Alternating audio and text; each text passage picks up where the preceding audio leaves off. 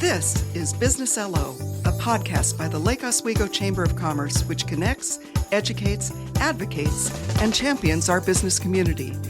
We have nearly 500 members from international corporations to home-based businesses, and we serve them all. Each episode of Business LO gives insider information to the local business community and the neighbors who support them. And now, let's talk Business LO. So we have a couple of wonderful milestones today. First, this is the 10th episode of Business LO, which out of 4 million podcasts active around the world, less than 4% of all podcasts have 10 or more episodes. And most importantly, we have the esteemed mayor of our fine city here to share his insights and vast experience with us. We are going to be talking to Mayor Joe Buck. Woo-woo! For the record, today is Tuesday, February 25th, 2025, and this will be published on our usual first of the month, March 1st. Heather Graves Ramsey, owner of Coach to Brilliance, who specializes in executive coaching and leadership development, is here with us with some fabulous questions for the mayor. And as always, Chamber CEO Liz Hartman will have what you need to know in LO with the insider information for the month of March. So Heather, Liz, let's talk to the mayor. This is such an exciting day. So, Mayor Buck, there's some magic that happens every year in January. They call it the sausage making, where you get together and you work on goals and you help us with this whole goal setting process. And we're just really excited to learn a little bit about what that process is. First of all, thank you so much for having me on this podcast. I've been listening to it since it started, and it's a delight and a great way to stay connected with everything that's going on in our community. So thank you all for taking the time to put this on and produce it. Yes, so every January, we have the goal setting process. The council convenes on a Saturday morning, and we had a decent number of community members. There are people who will come and kind of sit through the day-long process, which is great, but there's a lot of the team from the city there as well to help guide us. But in advance of the day itself, there's just a ton of preparation that goes into the annual goal setting. And it's kind of a process that just takes place throughout the whole year, right? Because we're always getting input from folks on ideas they have that would make the town even better, that the council is absorbing. And then more directly related to the goal setting, we do a summit with all of our board and commission members. So we had done that just a couple of weeks prior. We get together in a room and talk about the strengths of the community, different opportunities we see, different threats on the horizon as well. And then, of course, we just do open solicitation with the community. We got over 200 just open comments on things people would like to see this year. Most of those comments were pickleball. Okay, very important for this community, yes. So it's kind of, it's a lot of comments, but a few topics. Pickleball, and then leaf blowers was the second, and it was pretty, between those two things, that was about 99% of the comments. Wow. Things could be worse, Yeah. That's right. And so then we take all that input and we formulate a defined set of kind of initiatives for the year ahead. And it's great because we have, on the council, there's 7 of us, and we all bring different experiences, different perspectives, philosophies to the table.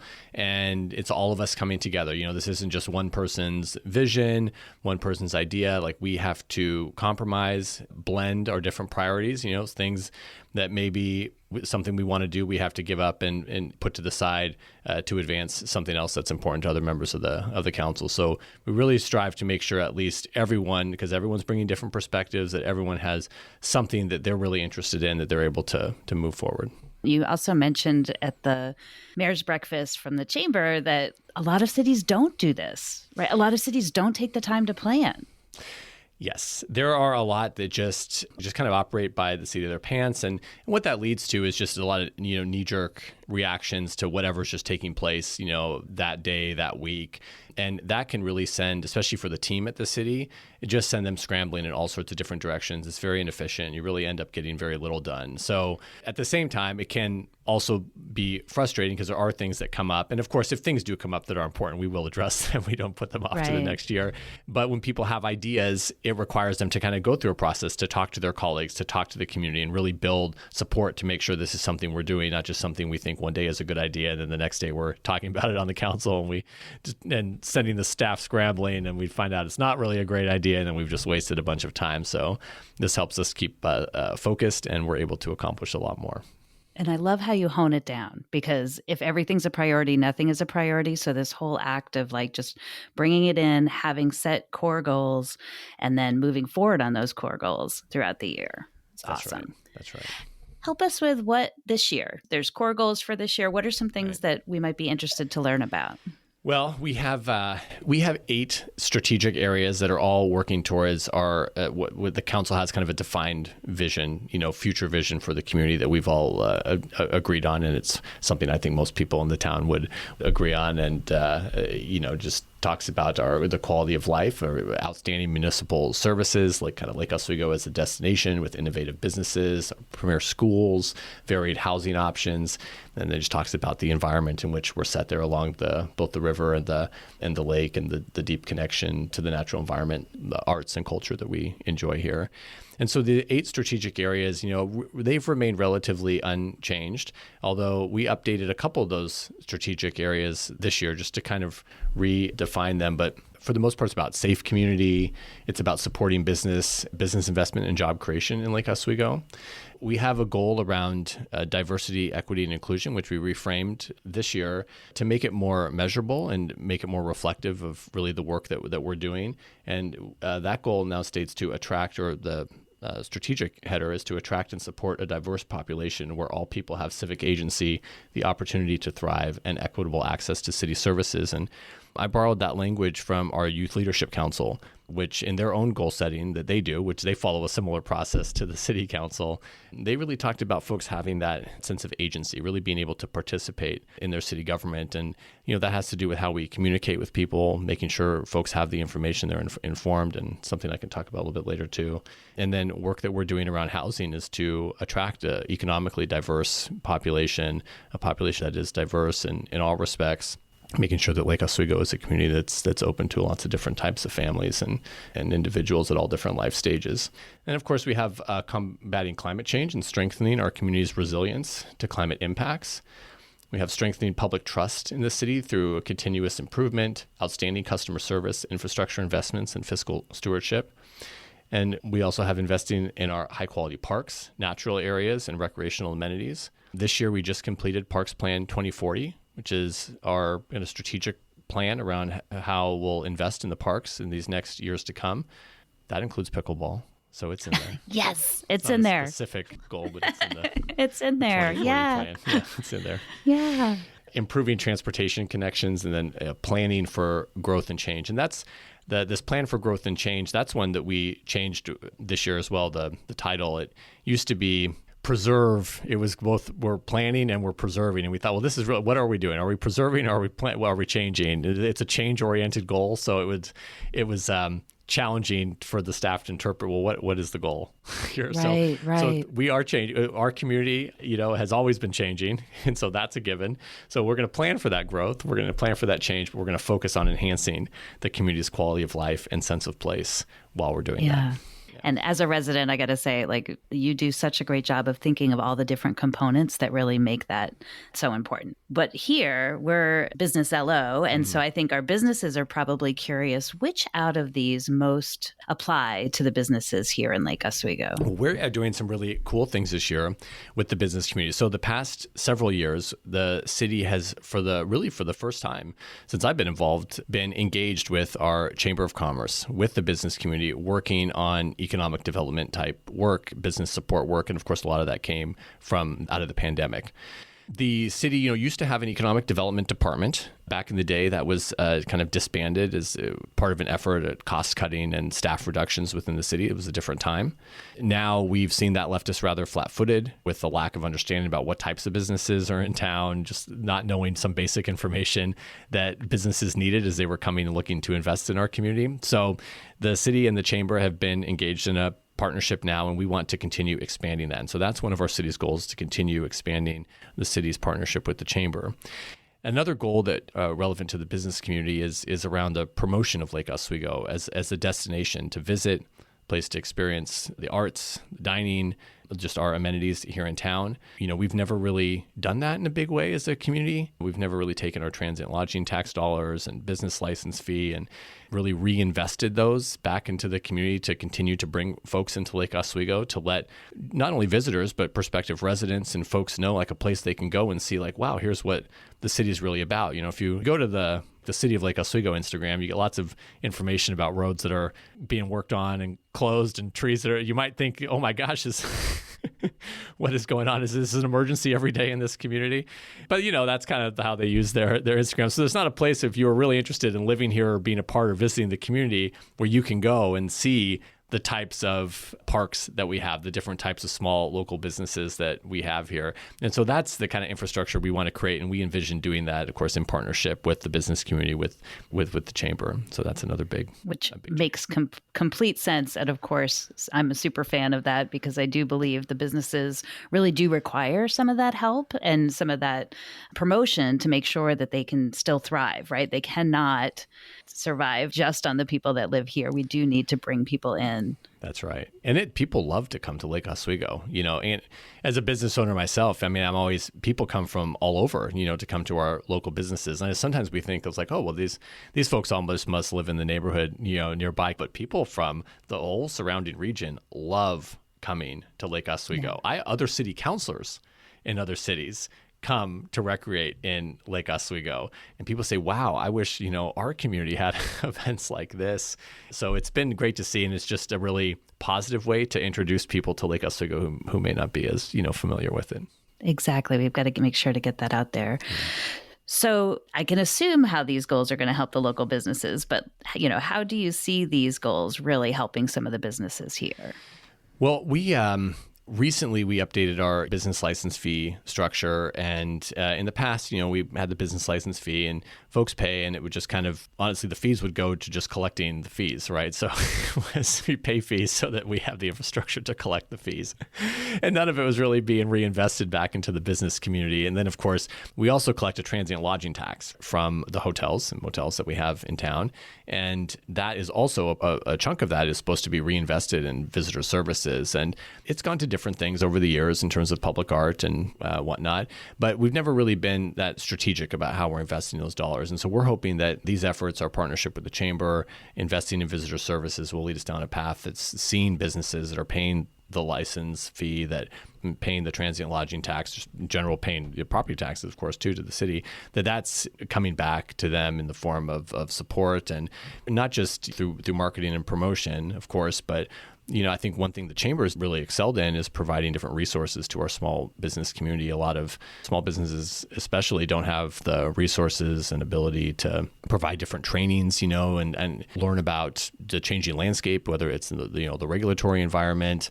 We could really do a great job as a community of knowing that when you have a business here in Lake Oswego, it's not just a nice, safe community with a good customer base and folks that like to come here, but you can actually have access to a variety of programs that will help you grow your business, help your employees to grow and develop, and thinking more holistically, and then also just opening the door to different types of businesses too. We see one challenge: people love like the local businesses, right? They love small businesses, but that's becoming kind of a thing of the past, unfortunately, as we see like new development is very expensive. And people are less likely to take a risk on a local business. And so we see, and you see this all over the region, right? A center opens up and it's kind of like the same businesses everywhere. They have the ones, these are, national and regional chains. They're financially backed.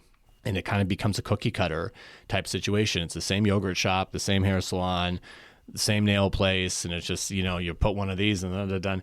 And I don't think that's what people really want, probably in any sure. community. They definitely Yeah. don't want it here. And Right. so but that's a challenge, and we don't necessarily have the answers there because, again, the cost is high, and the risk is high. But are there ways that we could work with new developments to help them? Because, there's lots of, God, there's so many really cool local businesses and entrepreneurs in Lake Oswego that are just doing amazing things in all different industries, really. Yeah. And I feel like the city and the chamber are really working to bring them like, hey, here are those resources, like the new business meetings that we're doing together. You have access to the people in the city. You have access to the people in your chamber and come together. You don't have to do this alone because doing it alone does not work. So lots of goals out there, measures of success. I know this is a tough question, but how might we measure the success of these goals this coming year? So we keep up on our goals on a quarterly basis. The city manager is great about keeping us apprised of the kind of progress, we're making and making sure that we're moving forward. We're going through the budget process this year as well. So, our upcoming biennial budget will reflect the priorities that the council set through these goals. And so we definitely, these aren't, set it and forget it type of goals. We make sure that we're accomplishing these goals, crossing. Some of the items are ongoing, especially the ones I mentioned. And so I think just for this first year, success will be, are we bringing together the right stakeholders in the community? Are we moving these efforts forward in a concrete way? And our business is seeing, and some of it's intangible. I think it's very difficult. Right. In the marketing space, I think it's really difficult to measure success of different campaigns, and they give different metrics like impressions on this and that. And you're like, okay, yeah, but how did that translate into? And some of it's just a smart thing to do, and some of it's just like we're putting our best foot forward as a community. It's not the only thing we're doing. It's not the top thing we're doing, but it's just good to like roll out that welcome mat and make sure that we are in charge of our own image and brand as a community. Otherwise, they'll brand us. I was going to say, if you don't have a brand, they'll make it up for you. You will have one. And you won't like it. Yeah. Yeah. So I picture, we have this whole force behind our businesses. And I hope that they know that. There's all of these people really working to bring folks in for the businesses. Help us with, what do you need from the business community? The engagement is critical. And when I go whenever I'm at a Friday networking or a chamber event, we see how engaged our businesses are, which is fantastic. But that's critical in all respects. People, it's real easy to sit back and just kind of let the things happen, but being involved being on a chamber committee, going to the events, going to the networking. I think chamber's been a great thing. You can any level of participation is welcomed. If you just do one thing a year, that's great. If that's all you can do, we get it. But if you can be more involved, you can sit on the government affairs committee. If you're involved in one of the area specific committees, like on the Lake Grove Businesses Committee, whatever it may be, that's just a chance to meet with your fellow business owners in town and other people, hear how things are going, and it just really helps to strengthen the fabric of the business community and to bring more perspectives to the table. And then it helps us to know who you are, is we're always looking for people to get involved, right, on committees, and don't be a spectator. Part of what makes this community so special is the engagement. And I love that you said, like, do what you can, because we have different seasons in our business that we can do things versus not, and in our lives, right? So it's just step in and do what we can when we can. And it's a judgment-free zone. If you can't do it all. Sometimes we're calling the members and like, hey, we're just calling to thank you for being a member. It's like, I'm so sorry I haven't been coming. It's like, it's okay. We just want you to know we appreciate you, whatever level you can do. So that's right. What are you most looking forward to this coming year? Yeah, one goal that isn't specific to the business community, but I'm really excited about is we're taking a step more into the kind of public health realm. And ever since and I've talked about this at some other meetings we've all been at, but ever since we've gone through the pandemic, we've seen the important role that cities play in the health of the community.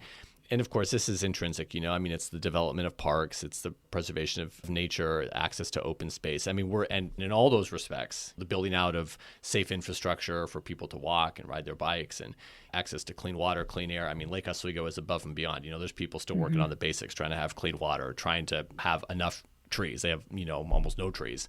So we're very environmentally healthy. We have a great water system, one of the most resilient water systems, if not the most resilient in the state. Clean air. People have the opportunity to really live healthy lives and thrive here. But at the same time, there's behind the scenes suffering. A lot of people are living now more in isolation than they used to. I just listened to the daily podcast this morning where people are, they're falling in love with chat bots, and that's strange to me. Yes. So they're having computer friends, and the computer is their best friend. So that's not probably great long term. I don't know. I'm not a professional, but it doesn't sound like it's on the right track. So we're going to take we have a 50 plus advisory board. It's been in place forever because this is kind of the path they've been going down.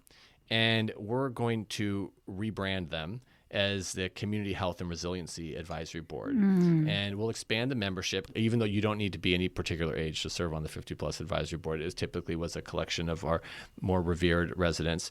But we'll open that up. We'll have some youth members on that board now. It's the only board that doesn't have youth members, but we'll have youth members and a wider variety of folks. And to really look at what as a community, we do a really good job putting all of our projects and investments through a sustainability lens and through an equity lens, but we don't put them through a public health lens. Kind of forming an action plan to know what kind of investment should we be making with the public health of our residents in mind, and even just different policies and programs, what's best from a public health perspective. And so that's something I'm really excited about. That does sound really exciting. And I love getting more engagement in it, but also having people help with that. And then we have our favorite question of what might be keeping you up at night as the mayor. Oh, gosh. I think it's which is one reason why I appreciate you all like doing a podcast like this so much. It's the information, and that's another thing we're also looking at this year is looking at our communication strategy as an organization. Things have changed so much over just the last decade. I remember when I first came on the city council, one of my colleagues, John Gustafson, who was city councilor, he had been the first person to ever use Facebook in a campaign for city council. Wow. And that was just 10 years ago. Okay. Yeah. So that was it was a brand new thing, or maybe a little over 10. And we have not really, the city's evolved. They use social media and different channels, but we've never really sat down and thought about it over this time as things are changing. And the other thing that's really changing is in regards to the local media. That's become a real challenge to get really good local media. It's not like it used to be. There's been lots of consolidation and lots of cost cutting, and we're not getting the quality media and reporting that we used to. And so that's opening the door for folks just to create their own stories. And they're often not accurate. And that is a problem. And then with nothing else to latch onto, people just take it as the truth, and misinformation spreads throughout the community. And so we're seeing a lot of our neighboring communities as well create just general FAQs for people to be able to go to even their city website and know what is the truth about this project, because I'm hearing all these different things over here and on social media. And so we're taking a look at how we're communicating with residents, make sure people have access, not just access to information so they can participate and engage, because that's important, but just straight information. We want them to know what your council is doing. Everything we do is very public. Everything's a secret. If you really do want to know, you can find out, which is great, and you have access to. But you're right. If people don't know and then they make it up, they make up the worst. But then also, if there's a speck of something out there, it just kind of can be dramatized. So yes. So good. Well, we're glad that we're helping you to sleep at night, because we need you well rested so that you can do your awesome things as the mayor. So just a couple more questions. Sometimes I daydream about being a mayor, and I'm like, this could be so cool. I could ride in the fire truck with the Easter Bunny, or I could set off the lights at Millennium Park, which I did get to do with you. Actually, it was so much fun. But those are the fun things. What are some of the less fun things about being mayor? I find all of it kind of fun, but there is a lot of, work involved, and some of it can be kind of tedious, and I guess it takes a certain personality. We have to, there's things that we're really interested in, all of us on the council. We have topics that we're just really interested in, personally, but we have to make decisions on all sorts of things, and a lot of it is not interesting. And right. Actually, most of it is rather, it's rather pedestrian. But the water system, contracts, paving projects, and it can be different development applications and things. And I'll say that's the thing that I really is challenging is when we just had one, and when folks make an appeal, to us, and a lot of that has to do with development, and a lot of it has to do with trees, and that can be really contentious because people feel very strongly about these things, and we operate based on our code, and everything is kind of needs to be fair and even-handed. And that's critical, right? We operate by the rule of law here, and so everyone understands the expectations.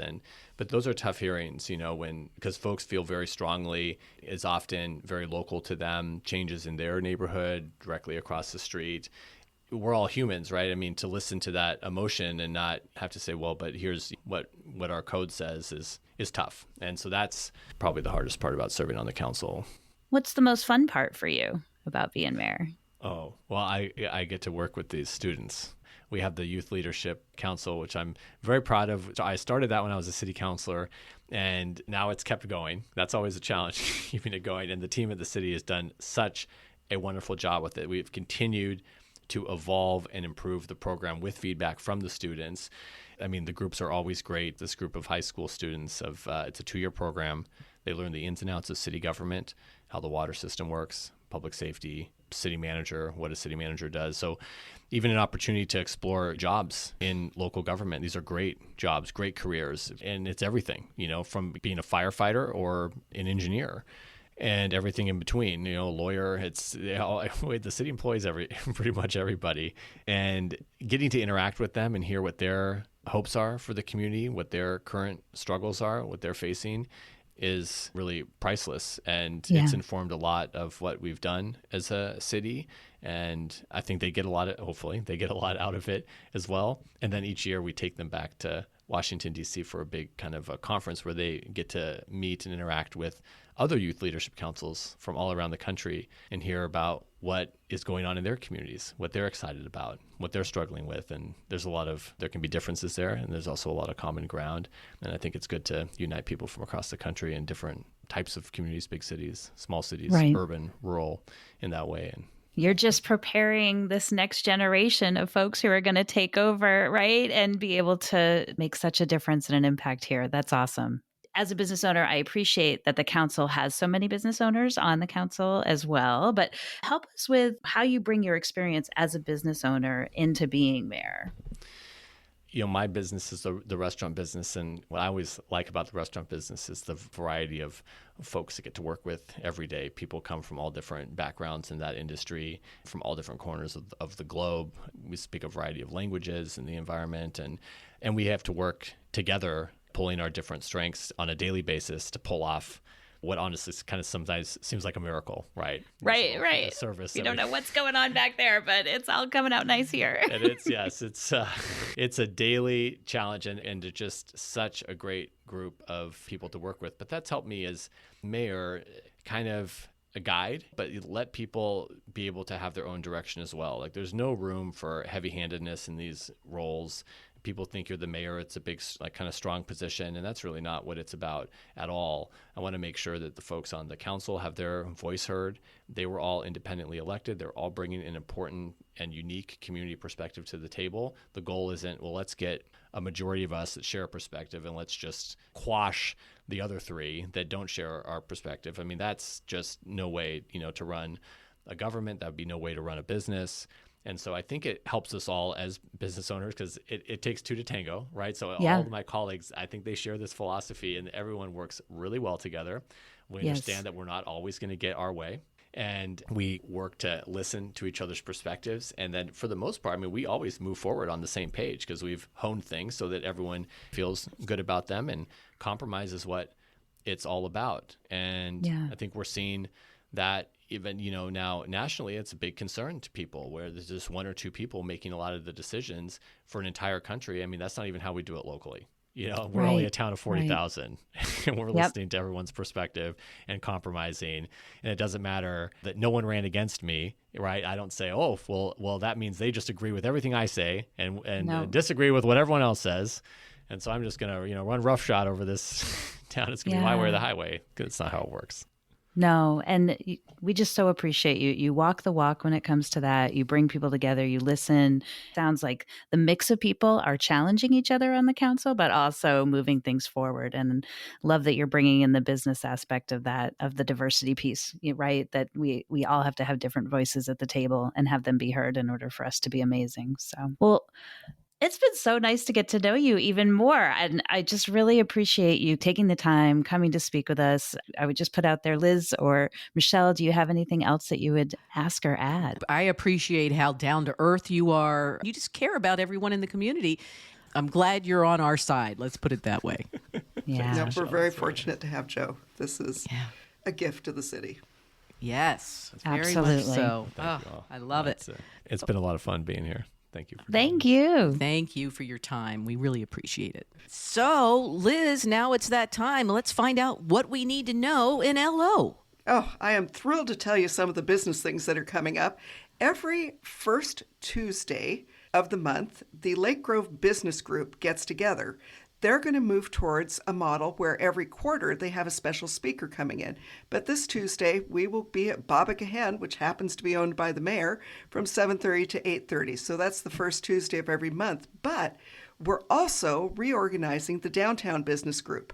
So if there are businesses in downtown that want to get together, what we're looking for is a quarterly meeting to expose them to some of the things going on in the city and to start talking about what business is like. So how did you do last year? How did you do this year? We were talking about some of the measures of the city. How are they going to measure how things are done?